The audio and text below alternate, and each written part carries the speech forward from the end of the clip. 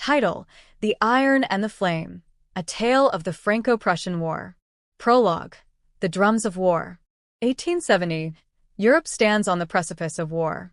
France, under Emperor Napoleon III, seeks to maintain its dominance, while the rising power of Prussia, led by Otto von Bismarck and King Wilhelm I, prepares for a conflict that will reshape the continent. As armies mobilize, the fate of nations will be decided on the battlefield. Chapter 1: Shadows of Diplomacy. The spark that ignites the war is struck with the EMS Dispatch.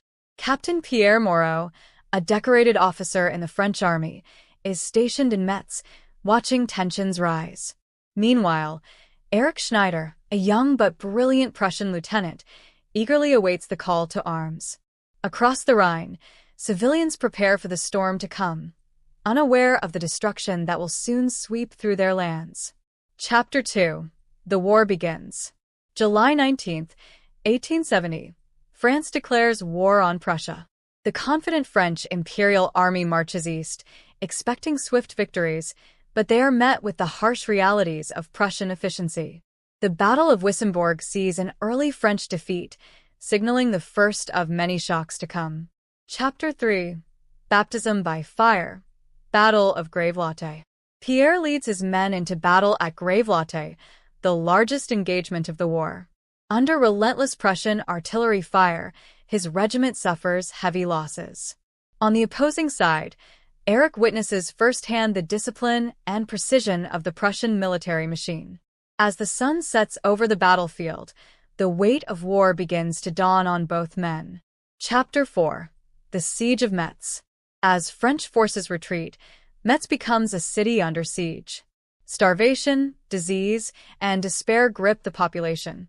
Pierre, now a prisoner within his own city, struggles to keep his men's morale intact. Outside the city walls, Erik participates in the blockade, questioning the necessity of such suffering. Chapter 5: The Fall of Napoleon III. September 1, 1870. The French suffer a catastrophic defeat at Sedan. Napoleon III is captured and the Second French Empire collapses. Paris, in turmoil, declares a new government, the Third Republic. Meanwhile, Prussian forces advance toward the French capital, preparing for the war's next phase. Chapter 6: The Uprising in Paris. As Prussian forces surround Paris, revolution brews within. Claire Dubois, a fierce advocate for the Republic, takes up arms in the growing resistance. She meets Pierre, who has escaped from Metz, and joins the defense of Paris.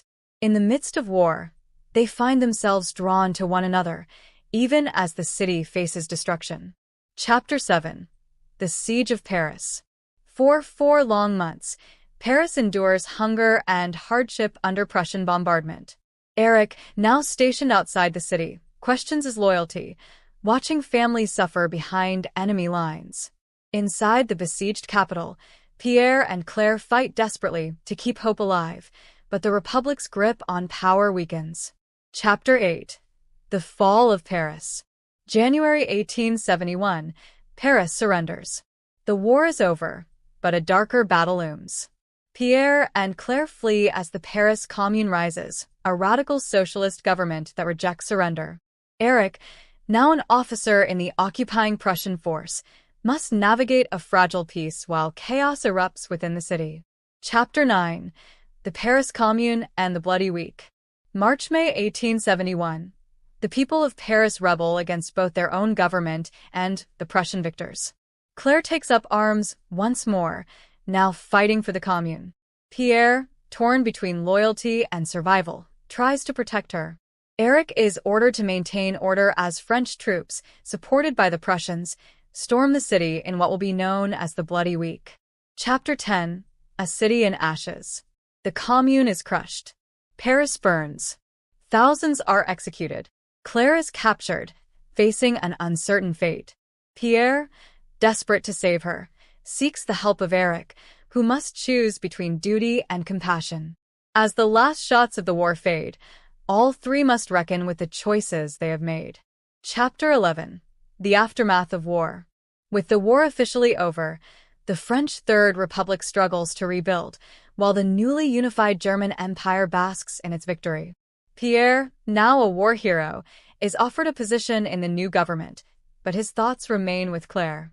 Erik, having fulfilled his duty, returns to Berlin, but is haunted by memories of the war and his role in the suffering of Paris. Chapter 12: The Escape Plan. Pierre learns that Claire is imprisoned and scheduled for execution as a revolutionary. Desperate to save her, he devises a daring escape plan with the help of old comrades and sympathetic Parisians. Erik, now stationed in Paris as part of the occupying force, finds himself torn. Will he uphold the law or aid Pierre in rescuing Claire? Chapter 13: A Dangerous Rescue. In a daring nighttime mission, Pierre and his allies infiltrate the prison. Erik, watching from the shadows, makes his choice. He turns a blind eye and allows them to escape.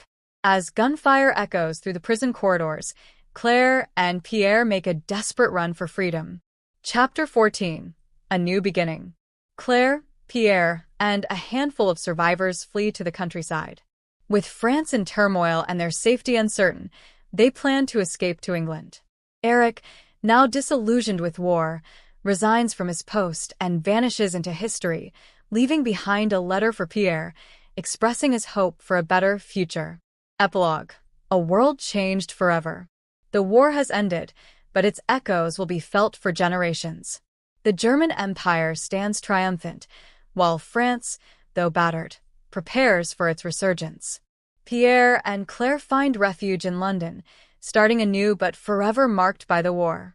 Erik, a man without a country, disappears into the annals of history. As the sun sets over Europe, the seeds of future conflicts are already sown. This is the story of the Franco-Prussian War, a war of ambition, sacrifice, and the birth of modern Europe.